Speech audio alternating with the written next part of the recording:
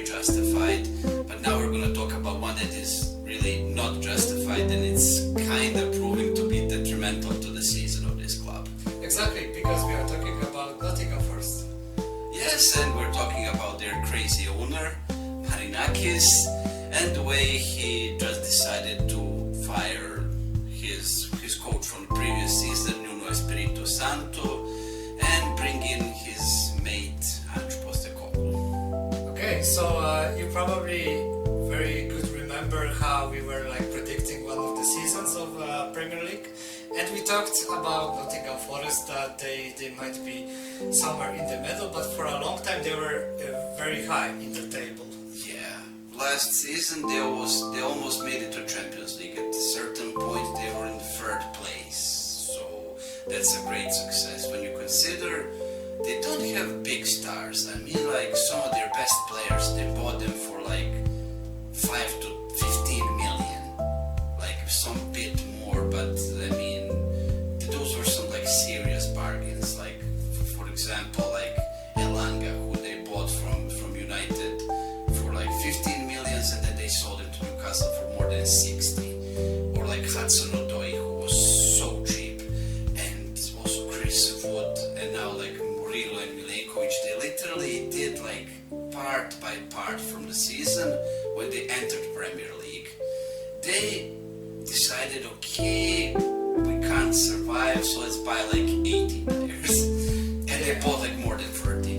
Like in the entire season, 22-23, they bought more than 30 players. Exactly. Yeah, like we said in the predictions of newcomers to this season, that some of them bought also like a lot of players. And like this is Sunderland now doing what Nottingham Forest was doing exactly. like a few years ago.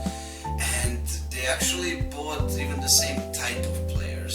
Some of them surprised me a lot. Like I couldn't believe that like Serge Aurier was playing good football again, or some like players who I thought that were like completely washed. Like, and then they decided, okay, we're gonna start playing really good. I mean, they had a bit of luck because next season they got some points deducted because obviously they were like breaching the financial fair play. Yeah. But yeah, but at a certain point, like they were safe and sound. Like for the first season and until like I think December, they had Steve Cooper who did a decent job. Then he got the sack because they found themselves in the relegation zone after that situation with points deduction. And then Nuno Espirito Santo came, and then he started assembling this team.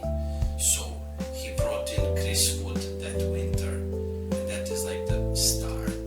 Then already there was like Hudson-Odoi, but then he brought in Elanga. All of these players started coming. Matt Sells, also the goalkeeper, who was like the best goalkeeper of the league last season. Exactly.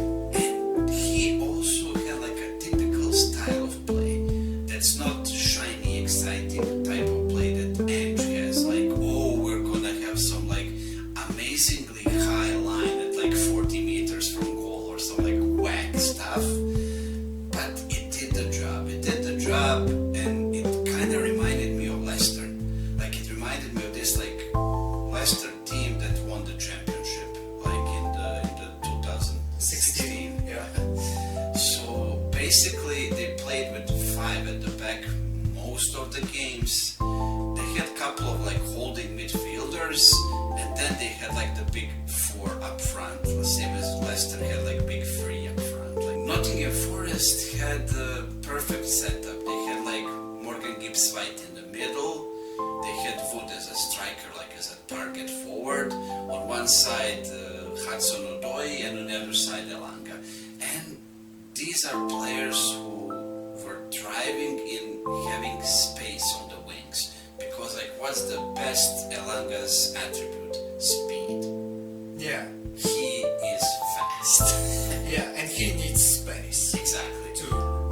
Like, he isn't type of a guy who will go and dribble past 2 players. No, he just needs to like knock the ball past you and then just like Race. Exactly. And then he's 90% he's winning that race. So yeah. And is why I was so weirded out when they decided to dodge that system for a shiny and ball. Well, yeah, sometimes better is worse than good. It's the biggest enemy of good. I guess because they barely won any points with Postecoglou. They managed to get themselves kicked out of the cup by third tier Cardiff. They managed to only get 1 point in the Europa League. So yeah, I mean, Well, they fell out of high horse, as we ever say. yeah, I mean, like, I have an idea that like Marinakis thought that he can have it all, like that now. Oh, we won Champions League. They spent a lot of money also this summer, and firstly, like they spent almost 40 million on Amari Hutchinson, the guy who Nuno Espirito Santo said, I don't want this guy, and they bought him anyway. And then like we knew that there's gonna be a big issue when like Nuno came out in the media and said like the connection is not there anymore. We're not communicating as we were before. We're not as close as we were before. So that's like you kinda knew where the hell that was heading. Still, like in these like few matches that he was like leading Forest, they got 4 points. Yeah, they have 5. So yeah, like this team, especially in the back, like with Murillo and then Milenkovic, they are not fast center backs. Like in Tottenham, you had Romero, you had Van der Ven, you had all of these like pacey center backs who are able to play the high line. This is like expecting these guys to play that type of football that you want to play. That's complete tactical suicide. It's like nonsense. Yeah. So we also started with coaching coaches. So someone might think that you have lots of good players, like promising ones, young ones, but keeping it up so it will work is still like a hard job. And how it went? A good coach will get a maximum out of every player. Like that is what's important. Like I don't like type of coaches. Oh, I have this type of play, and I'm gonna shoehorn every player on the roster to play that certain way. Not everybody is suited for that, and you have to have adaptability as a coach. And that's what we are saying. Like now with this type of squad, like Postecoglou is inept to deal with anything, and you know the shit is bad when they are actually like getting some media outlets out to say that potentially Sean Dyche will take the Forest helm. Then you know it's bad. Like if you're getting sacked for Sean Dyche in 2025, That proves something. Exactly. That you have failed. on spectacular and in so many ways. Yeah. So yeah, definitely the coaching job is always a crazy one, and some crazy situations are happening now and also in the past. But yeah, you mentioned one very crazy story actually. So yeah, something for the comparison, I guess. Exactly, yeah. That's not many football fans remember it because it was back in the 50s, back there in Brazil. João Saldanha, he was a sport journalist, he was criticizing a lot.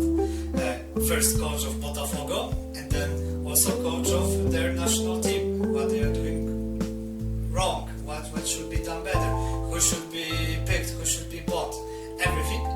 So after that, the management of Botafogo told him, okay, you go there and show us how it's done. And he went there.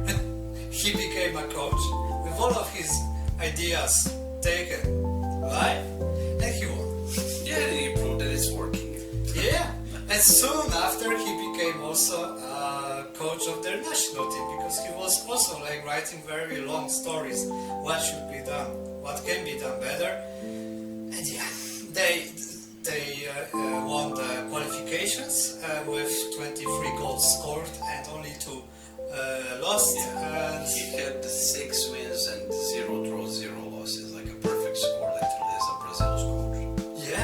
Exactly, and you still have Argentina, Chile, Uruguay. Yeah, I mean, All of that. South America is Crazy. exactly like everyone knows how to play football there. Yeah. So yeah, that's kind of like if you watched back in the 90s, like that movie with Whoopi Goldberg, Eddie, which is like a fan that like yells abuse at a coach and stuff, and then like the crazy owner gives her the job, like, hey, now you coach the team, and she brings them to playoffs. So literally that's what happened in real life. Exactly. So, like the story here is sometimes, of course, you have good players, but you also need a manager, the coach that will make it up. Yeah, exactly. And now we will see what type of job can Nuno Espirito Santo do in West Ham, because well, it realistically didn't take him long to find another job. Like Graham Potter got the sack in West Ham because well, he did marginally better than his predecessor.